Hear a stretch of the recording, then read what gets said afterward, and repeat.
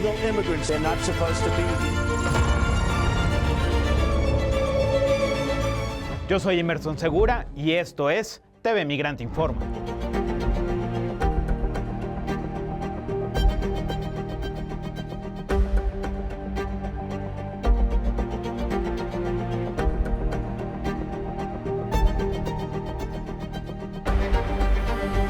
El Super Bowl número 60 ya tiene su estrella para el show de medio tiempo. Y la elección no ha pasado desapercibida. Bad Bunny será el encargado de ponerle ritmo al evento más visto de la televisión en los Estados Unidos. Pero la noticia ya generó polémica. Corey Lewandowski, asesor del Departamento de Seguridad Nacional de los Estados Unidos y ex jefe de campaña de Donald Trump, aseguró que le parece vergonzoso que el artista puertorriqueño Bad Bunny ocupe ese espacio tan codiciado. Un evento que es seguido por más de 130 millones de personas cada año. It's so shameful that they've decided to pick somebody who just seems to hate America so much to represent them at the halftime game. Bad Bunny, que hoy es uno de los músicos más escuchados en el mundo, hace unas semanas ya en una entrevista había señalado que su gira mundial no incluiría a los Estados Unidos. La razón, el temor a que el ICE realice redadas y deportaciones entre sus seguidores migrantes. Para muchos, su presencia en el Super Bowl es una oportunidad histórica, pero para los sectores más conservadores no lo ven igual. Cuestionan que él represente al país en ese escenario. Benito Antonio Martínez Ocasio, Bad Bunny, quien nació en Vega Baja, Puerto Rico, ha cuestionado al presidente Donald Trump en sus letras. Un ejemplo de esto es la canción Nueva York. I made a mistake. I want to apologize to the immigrants in America. I'm in the United States. I know America is the whole continent. I want to say that this country is nothing without the immigrants. This country is nothing without Mexicans, Dominicans, Puerto Ricans, Colombians, Venezuelans, Cubans, Honduras. Lo que queda claro es que con Bad Bunny en el medio tiempo, el Super Bowl no solo será un show musical, también un escenario de disputa política y cultural, y donde no se olvida que Donald Trump en campaña nombró Isla Basura a Puerto Rico. En medio de una política migratoria cada vez más controvertida, ICE acelera los traslados internos de migrantes, obstaculizando así sus defensas legales y complicando la comunicación con sus familiares. Esta práctica se está transformando en el panorama común de las deportaciones masivas y las detenciones en los Estados Unidos, dejando a miles de familias en la incertidumbre.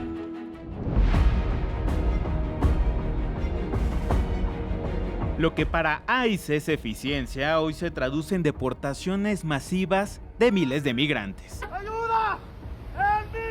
ICE ha ejecutado traslados internos a un ritmo inédito, fragmentando las redes familiares y legales de las personas migrantes. Entre enero y julio de este año, el 12% de los detenidos ha sido trasladado al menos 4 veces, más del doble que en el mismo periodo de 2024. Al mismo tiempo, la tasa de personas detenidas en un solo centro se redujo a más de la mitad.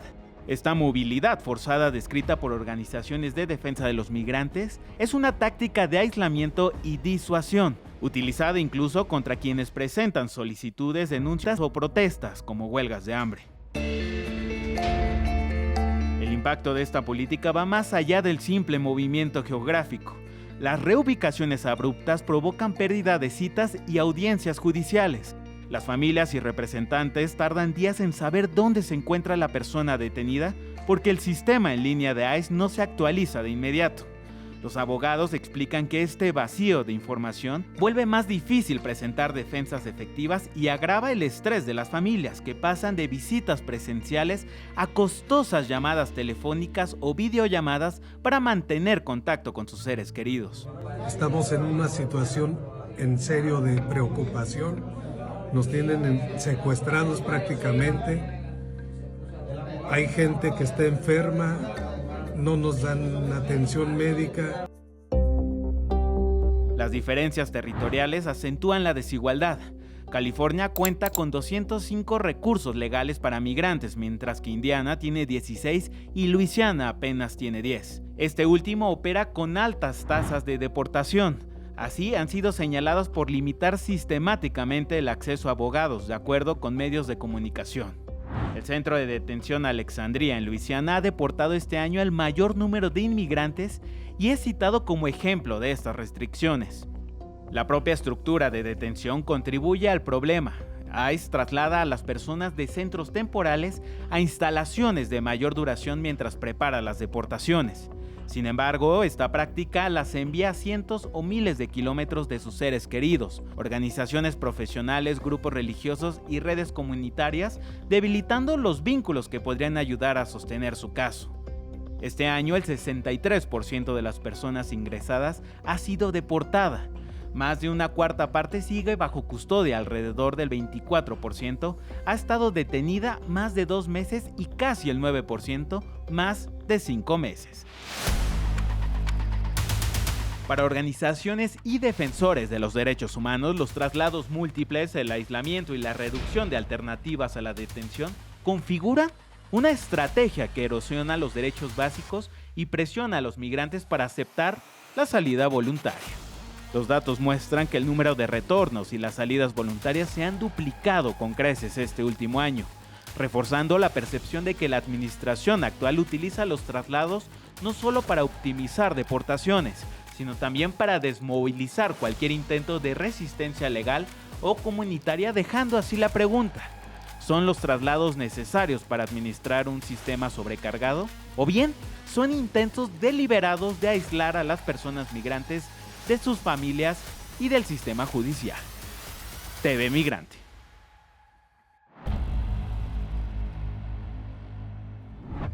El abuso y la violencia se han convertido en la constante en los centros de detención del ICE.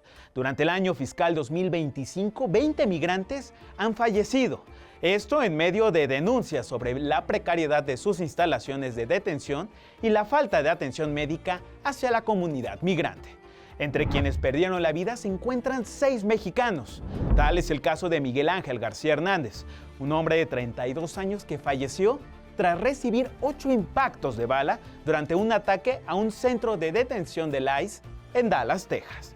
El segundo caso es el de José Manuel Sánchez Castro, de 36 años, que falleció en un centro de detención de Washington por falta de atención médica. También está el caso de Lorenzo Antonio Batres Vargas, de 32 años, quien murió en el Complejo Correccional Central de Arizona. Jesús Molina Bella, de 45 años, es otro connacional que perdió la vida bajo custodia del ICE en Georgia.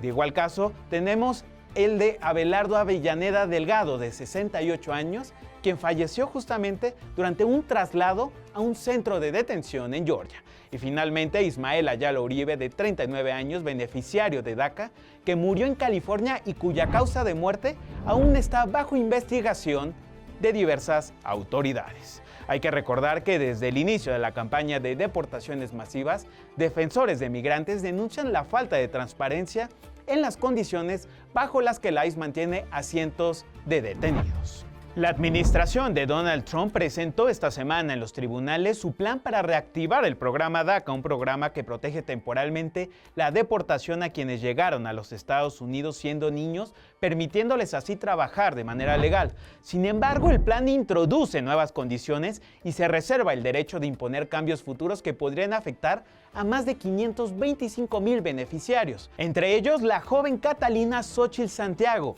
quien estuvo casi 2 meses bajo custodia del ICE y fue liberada este miércoles por una orden de la jueza federal Caitlin Cardone, declarando su detención como inconstitucional y reconoció que su deportación es inejecutable. Aunque el programa está bien diseñado para protegerlos, organizaciones denuncian que al menos 19 beneficiarios de DACA han sido expulsados del país, evidenciando así el alcance de la cruzada antiinmigrante de Trump en contra de los Dreamers. Y justamente para hablar de estos temas me da muchísimo gusto enlazarme con Melina Castillo, madre del joven Dreamer Júpiter Lara. ¿Qué tal, Melina? Bienvenida. Hola, buenas tardes. Melina, cuéntanos un poco cómo fue el caso justamente de Júpiter, quien fue detenido el pasado 16 de septiembre por agentes del ICE. Ahora sí que mi esposo y yo estábamos pues cada quien en nuestro trabajo. Como a mediodía no acostumbro yo a revisar mi celular, ¿verdad? Entonces, en ese momento entra una llamada de mi esposo y pues me dice que si mi hijo no me ha marcado, que si no me ha mandado alguna fotografía, pues yo le digo en ese momento que no. Pero en ese momento agarró mi celular y fue cuando me dice, ¿sabes qué? No te asustes, no te alarmes, dice, pero parece ser que lo agarró migración. Entonces, la verdad fue cuando yo me altero, agarró bien mi celular, reviso y alcanzo a ver una fotografía de mi hijo donde tiene una cadena, o sea, esposado por los pies. Lo único que hice fue, pues sí, leer el mensaje, me dice, lo siento, mami. Entonces yo en ese momento le cuelgo a mi esposo, trato de marcarle a él y ya no me contestó. Le vuelvo a regresar la llamada a mi esposo y le pregunto, ¿ya trataste tú de comunicarte? Me dice, sí, pero ya tampoco me contesta. Entonces es cuando él me dice, ¿sabes qué? Lo agarró la policía o migración. Hasta ahí supimos. Como a las 2 horas aproximadamente recibo una llamada, pero no pude ahora sí que conectarme. Intentó como 2 ocasiones, pero ya decía prisión. Entonces, hasta la tercera ocasión, yo creo que él en su desesperación, pues le permitieron hacer la llamada de otra instalación donde decía el nombre de la ciudad. Entonces yo cojo la llamada y ya fue cuando me pude contactar con él, pero como 2 horas después. Y ya fue cuando me dijo, mamá, ya me agarró migración. Entonces me agarró ICE. Ya empecé, pues sí, me alteré, le empecé a preguntar qué es lo que había pasado, por qué, que si había él cometido algún error. Y me dijo, no, mamá, simplemente fui a hacer un pago precisamente a la estación de policía. Dice, cuando yo salgo de hacer el pago, me dirigí hacia mi carro y precisamente cuando yo iba a abrir la puerta de mi carro, me esposaron por la parte de atrás. Dice, pues ya no pude hacer nada. Le digo, ok. Eso fue todo. ¿Por qué? Porque eran cuestión de minutos solamente la llamada, nada más para informarnos pues que ya lo había detenido ICE. Eso fue todo. Ya de ahí nos vuelve a contactar que lo iban a empezar a trasladar de una ciudad a otra. Él se encontraba en la ciudad de Santa Bárbara. Por lo que supimos, a él lo detienen como eso de las 10 de la mañana. Cuando él me llama ya eran las 12, o cuando nos mandó la foto, ya eran pasado de 12:10 de la tarde. Ya estaba en una ciudad que se llama Camarillo, California. Posteriormente ahí me vuelve a decir que lo van a trasladar ese mismo día a la ciudad de Los Ángeles, al centro de la ciudad de Los Ángeles, en otro centro de detención, y que si de ahí no hay lugar, me lo iban a trasladar a otra instalación que se llamaba Adelanto, California, y si no había cupo ahí, me lo iban a trasladar nuevamente a otra ciudad que se llama Fresno, California. Hasta ahí supimos, ya nada más supimos como eso de las 9 o 10 de la noche nuevamente que ya se encontraba en el centro de la ciudad de Los Ángeles. Mi hijo, su hermano, empezamos a buscar, a tratar de tener información. Él fue el que se mete a la página de migración y es cuando ya aparece mi hijo, su nombre, con un número que les dan de identificación. Y ya fue cuando nos enteramos que se encontraba exactamente en el centro de detención de la ciudad de Los Ángeles. Melina, y cuéntanos, ¿de qué manera has estado en contacto con tu hijo? Sí, fíjate que, bueno, me considero una de las afortunadas, porque mucha gente que está detenida no ha tenido esa oportunidad. Entonces, afortunado mi hijo, afortunado nosotros que tenemos contacto con él. Desde que empezaron estas redadas masivas, o sea, feas, mucha gente perdió contacto total con sus familiares, ni siquiera saben dónde están. Unos parece ser que hasta desaparecidos están, ¿verdad? Sí nos ha costado un poco de trabajo, la verdad, porque es un sistema totalmente diferente, nada que ver con México o como otros países.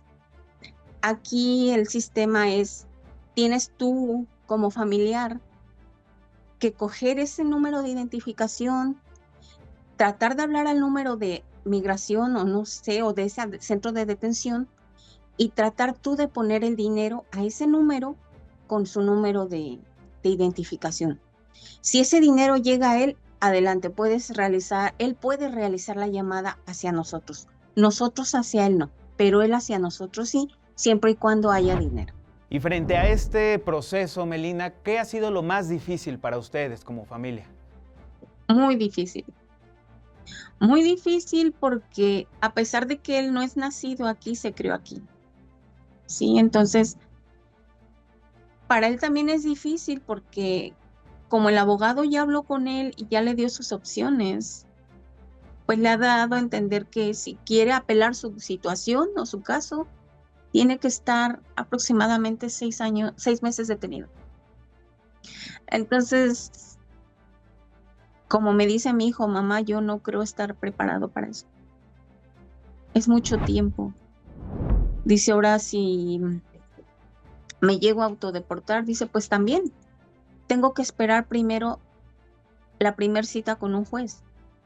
Dice, y dependiendo de lo que él me diga, dice, pues yo tomaré la decisión de tal vez autodeportarme, dice, porque yo no creo aguantar 6 meses aquí, que es la opción también que nos da el abogado, que es una ley que se llama la ley Rodríguez, que puede apelar su caso, pero después de 6 meses estar ahí adentro, pero no es tampoco garantía. Es un 50 y un 50, entonces le he dicho a mi hijo que la decisión está en él. Yo no lo puedo, o su papá, decir, ¿sabes qué? Autodepórtate y vete. No. Le digo, es tu decisión, hijo. Tú eres el que está viviendo ahí adentro. Yo nada más lo único que te pido es que me seas honesto. Y si me digas si te están golpeando o yo sé que la vida ahí adentro no es fácil porque estás privado de tu libertad. Y pues es lo único que te pido y que tengas paciencia. Pues de aquí a que ves a un juez, a ver qué es lo que él determina, qué decide, y pues la decisión es tuya, nosotros te vamos a apoyar, pero para nosotros la verdad sí es muy difícil. Muchas gracias, Melina, por compartir esta entrevista con nosotros. Sí, muchísimas gracias y que tengan un bonito día. Y seguimos con más información. El gobierno del presidente Donald Trump pidió a la Corte Suprema de los Estados Unidos revisar la legalidad de su orden ejecutiva que niega la ciudadanía por nacimiento a los hijos de migrantes. La medida, firmada el primer día de su segundo mandato, rompe con más de 125 años de entendimiento de la 14ª enmienda y que ya fue bloqueada por varios tribunales inferiores por considerarla inconstitucional. La administración afirma que la ciudadanía por nacimiento opera, supuestamente, como un poderoso incentivo para la migración ilegal y que ha generado una industria de turismo del nacimiento. Abogados de los afectados califican la orden de ilegal y cruel, advirtiendo que ninguna maniobra del gobierno podrá quitarle la ciudadanía a los recién nacidos. Con una mayoría conservadora de 6-3, la Corte Suprema podría decidir el caso en su nuevo periodo que inicia el 6 de octubre y así emitir un fallo histórico a principios del verano. Washington enfrenta un nuevo cierre de gobierno. La confrontación política ha dejado sin trabajo a miles de empleados federales del sector público, paralizando así programas sociales y suspendiendo servicios esenciales que ponen en riesgo, por ejemplo, a miles de familias migrantes. Vamos a ver.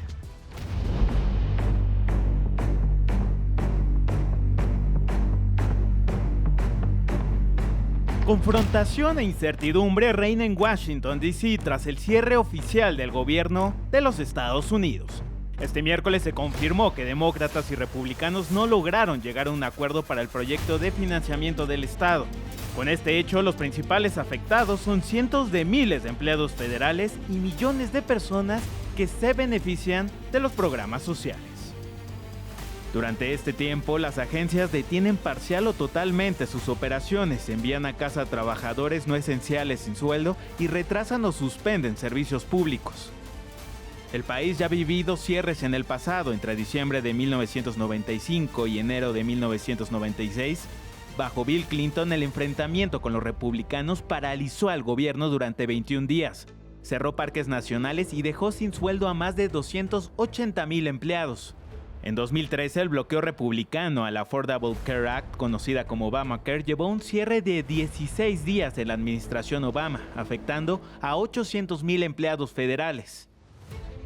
Entre diciembre de 2018 y enero de 2019, Donald Trump encabezó el cierre más largo de la historia, 35 días por la disputa del presupuesto para el muro fronterizo.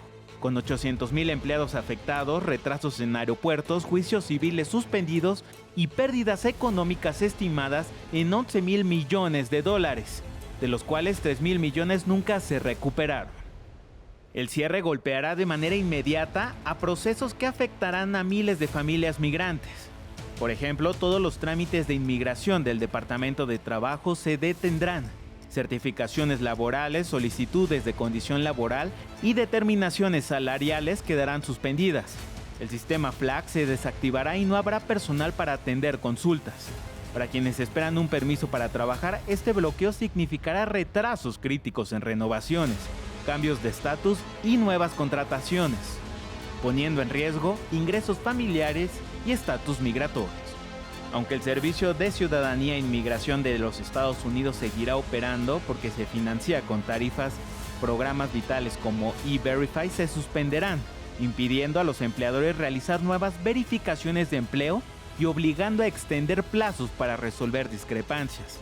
Para los trabajadores hispanos recién contratados, esto se traduce en incertidumbre y posibles retrasos en su incorporación formal al trabajo. Sin E-Verify funcionando, se acumularán casos pendientes y aumentará el riesgo de errores y sanciones que terminen afectando a los migrantes. La suspensión de fondos también afecta programas de asistencia básica para comunidades marginadas. Estamos hablando de cupones de comida y estampillas de comida, que son ocupados por un amplio sector de la sociedad. Medicaid y los subsidios de Obamacare, que constituyen el acceso médico para millones, estarían en el centro del pulso político y podrían dejar a familias sin cobertura o con costos amplios. El Departamento de Seguridad Nacional ha señalado que cerca de 260,000 trabajadores seguirán activos para mantener funciones consideradas esenciales, confirmando así que las operaciones de control migratorio y aduana seguirán en medio del cierre. Así, la confrontación presupuestal se traduce en incertidumbre, riesgo y desamparo para los más vulnerables. La administración trumpista sigue apostando por el enrarecimiento del ambiente político. TV Migrante.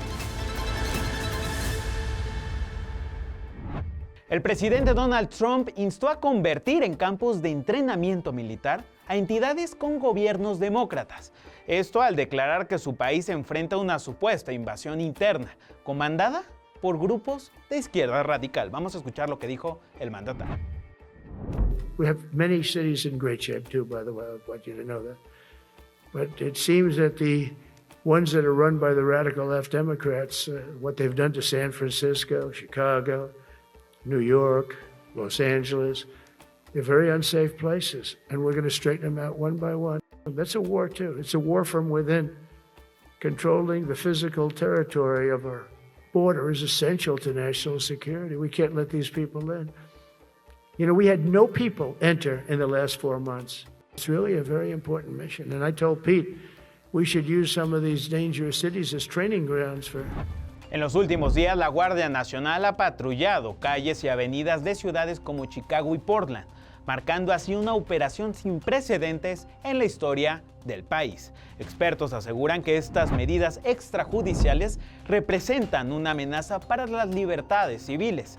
A finales de septiembre, el presidente Donald Trump ordenó enviar 200 elementos de la Guardia Nacional a la ciudad de Portland, Oregon, para proteger supuestamente a los agentes del Servicio de Inmigración y Control de Aduanas ICE. Sin embargo, el Estado interpuso una demanda calificando el despliegue como ilegal.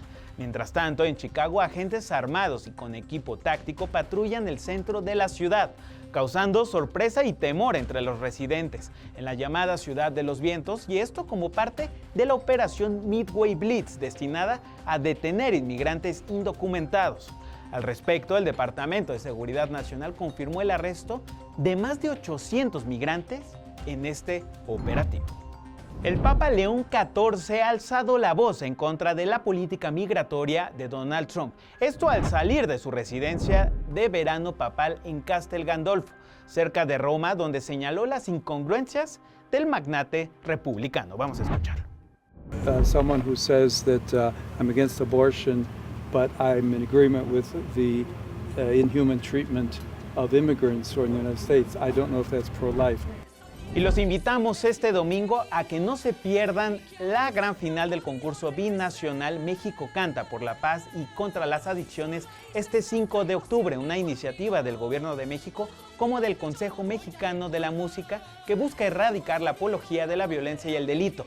Los invitamos a que no se pierdan la transmisión en TV Migrante a partir de las 7 de la noche, donde será transmitido en vivo, en directo, desde el Teatro Esperanza Iris. México Canta. Gran final, domingo, 19 horas. Los invitamos a que este domingo 5 de octubre nos acompañen por nuestra señal de TV Migrante en la transmisión conjunta de los medios públicos unidos por las audiencias a partir de las 10 de la mañana, donde tendremos análisis, sondeos y también el mensaje de la presidenta Claudia Sheinbaum directamente desde el Zócalo capitalino. 5 de octubre, 11 de la mañana, Zócalo de la Ciudad de México.